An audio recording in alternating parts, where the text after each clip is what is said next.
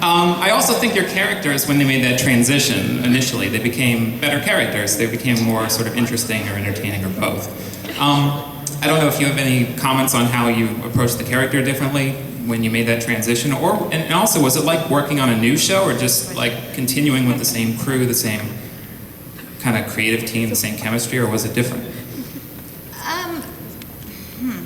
It was definitely a different crew because it was 2 different operations, 2 different productions, and 2 different locations as well. And in terms of my approach with Cordelia, it was a, how do you put it, like when something's slow in development, it doesn't happen like, it wasn't like a switch, like all of a sudden she's different. It was sort of a gradual growth. So I think that it felt natural, and I didn't necessarily approach it any differently. I had a coach on set and ran lines constantly, and with the heavier workload, I would work harder in that regard and prepare that way. But I was very clear, and the character was very clear to me, so I never really needed a lot of help with that. Yeah. For me, it was liberating because I got to kind of get back to my bad self, you know? I just mess with Angel, just mess with her. Because on Buffy, by the end of it, I was like Mr. Supportive. Can I help you with it? So I got to be a jerk again, and it was just delicious, yeah. The old Spike, right? Yeah, exactly. Yeah. Hi, guys. Hey. First of all, I want to say I love both of you so much. You're so inspirational. Thank you. Buffy really helped me get through a lot. My question is for James. Okay. On Torchwood, what was it like kissing John Barrowman? It was fabulous. I said this yesterday, but I'll say it again. They were worried that I would be uncomfortable kissing a guy, but they didn't know me very well. And on the first take, I bit the dude. Not hard, I didn't hurt him, but I bit him just a little bit. And he's like, dude, you bit me. And I was like, well, I haven't seen you for 300 years, baby, come here. Yeah. But I learned, man, guys, if you want to kiss anybody, shave. It makes a difference.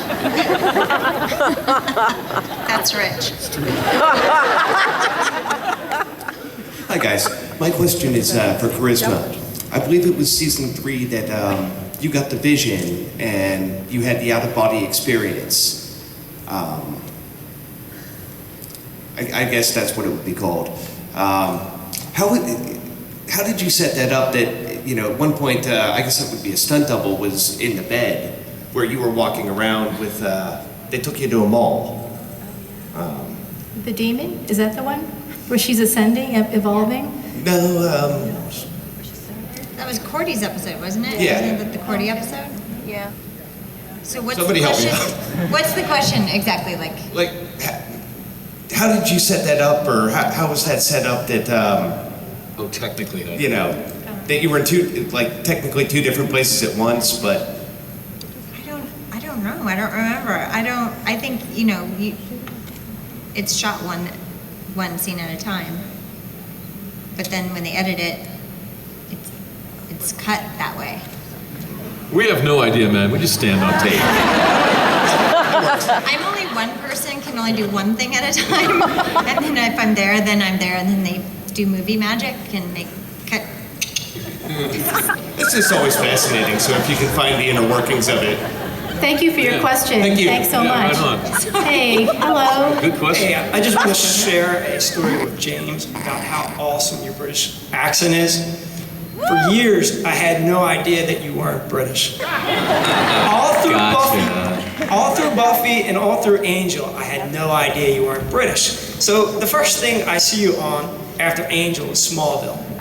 Me and my wife watch Smallville every week. Right on. So I'm telling my wife, James Marsters on this week. We gotta watch it because James Marsters is the bomb and he's just gonna blow the show up, all right?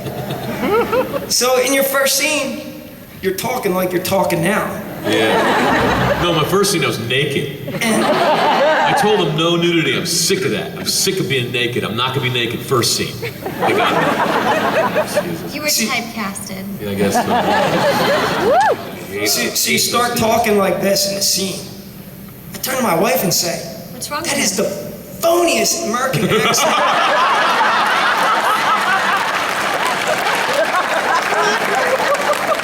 I said, Actually, that I'm is British. I am British, but I pretend to be American so I get credit for the good accent.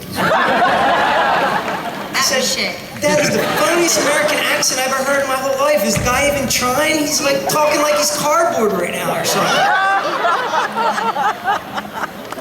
So then it wasn't until years later when I came to Comic-Con and I heard you talking that I realized you were American. Yeah. And I'm texting my wife and I'm like, he really talks like that. He really talks like that. Thank you so much. Appreciate it. All Thanks. right, guys. I love you. Love you too. Okay. Hi, Charisma. Hi, Ed. I want to know how you and your son are enjoying life in Texas, and then I have a comment. We're doing great. He's doing well in school, right?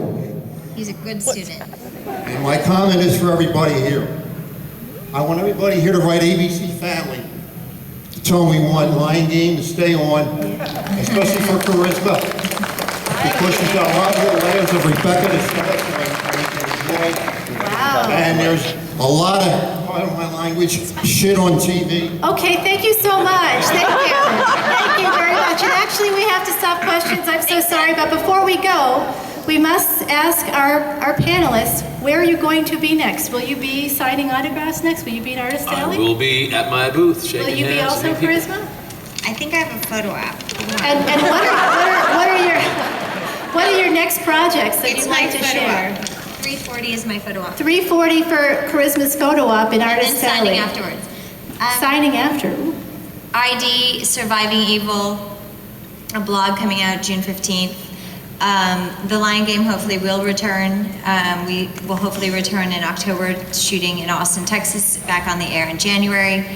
And I might be doing something coming up, but I can't talk about it yet. Maybe Expendables 3. Right on. The very next thing that I'm doing is going to be a rock show tonight Nice! at Dobbs. So if you don't have your tickets yet, come on by the booth and get them because they're going fast. Where?